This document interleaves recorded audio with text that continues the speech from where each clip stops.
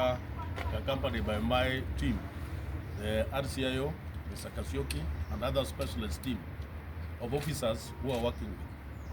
Today, what we are displaying before you here is these are the mobile phones which have been snatched from various members of the public within CBD. But we may not also rule out there might have been others which are coming from other quarters.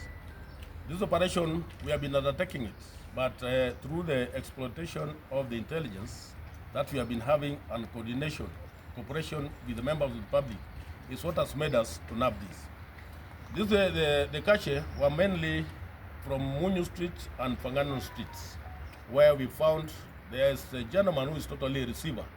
He had 77 phones, new phones received from those ones who are snatching. The only other two gentlemen who were snatchers, whom we bumped on as the officers were on this serious crackdown. The other three gentlemen who are also receivers, we deem they are receivers, but purportedly they are saying they are repairing the phones. But overall, you can see here there's another 614,000.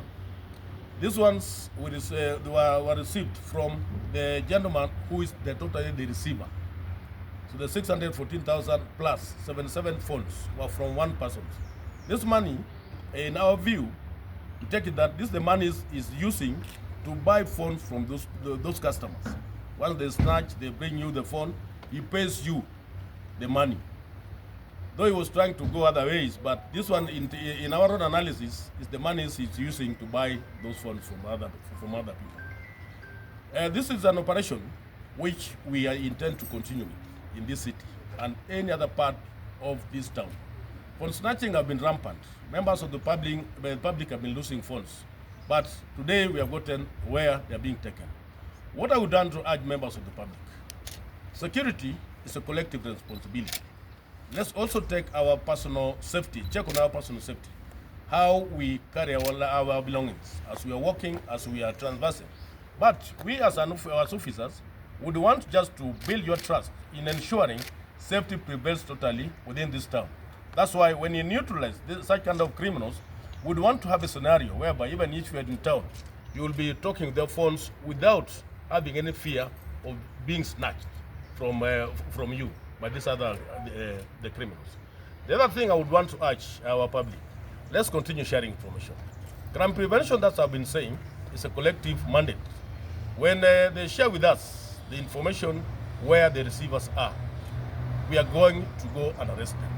Also, my colleagues whom we are working with, let's continue exploiting the intelligence using all other resources that we have at our disposal to ensure we nab all these people for the public to be safe.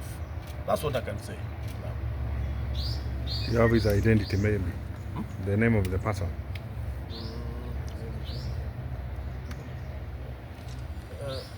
Names you can just give them. But we have got 6 in our custody. Yes.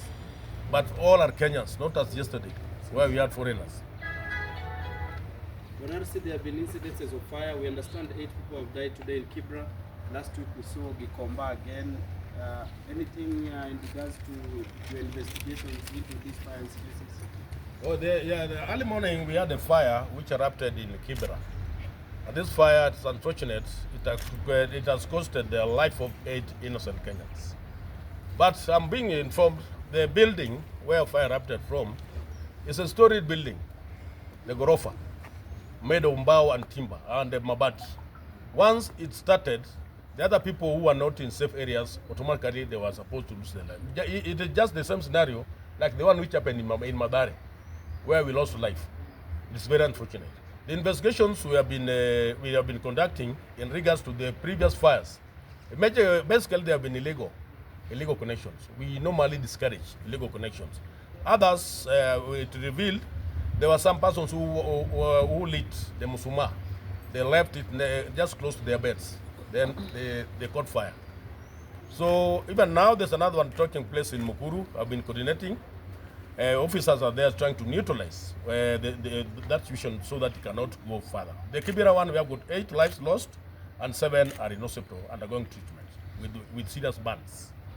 Maybe regarding this, in town we have several shop repairs for phones. I don't know from your investigation how you're going to operationalize this operation and how will you identify these are the genuine ones who are doing phone repair or these are not the genuine ones who are doing other businesses. The operations we have in Kenya nowadays is a multi-agency. We as law enforcers, we have got skills also to identify who this is union, this is not union. But with the cooperation with others from the other agencies like the KRA and the other one, we are going to identify this is not a union shop, this is not a gentleman dealing with the union funds. So multi-agency approach will make us achieve more and more than this we have. Does the number of phones maybe coincide to the reports made in police stations as far as phone snatching is concerned? The reports, this number could not coincide because maybe others have been sold to other people. So they still continue to circulate them. But we also urge other members of the public who are missing their phone, they should just come and do identification so that we get a case very strong against those people we have in our custody. And what would you say to people maybe who just lose their phones and they don't make reports to police stations? My advice to persons, maybe they are losing phones or not making reports. That's also a criminal act. Your phone might be used by this criminal to commit other crimes. And you are not going to be linked from that crime. Once you lose a phone, make a report in the nearest police station as far as possible. Get the OB number. You'll be safe. Maybe just a clarification. Some of them, they lose their phones and you find the phones, maybe they bought it at 8,000. When they go to police station, maybe they're being asked to get like 4K to trace the phone. And somebody says, I better just go and get another phone. What is your opinion on the same? The police facility, police station, where we are also parties, is a free entity. All investigations are being made free. There's no monies you are supposed to pay so that you could make a report or an investigation to be carried on or out over the case that you have reported. If maybe there's a person who is of that character, they should report to the in charge who's there, the OSPD, the OCS, and the DCIO. Or they come and bring that report to us here. We're not going to tolerate. We just want to operate as a service committed to serving this public very freely.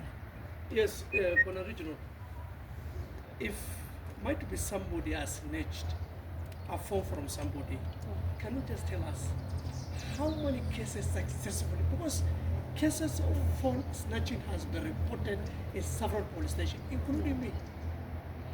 I lost a phone, I reported to the Pangani police station. Up to now, I didn't get any update. Can you tell us, with this digital that we're having, and with this modern, and even working with Safaricom,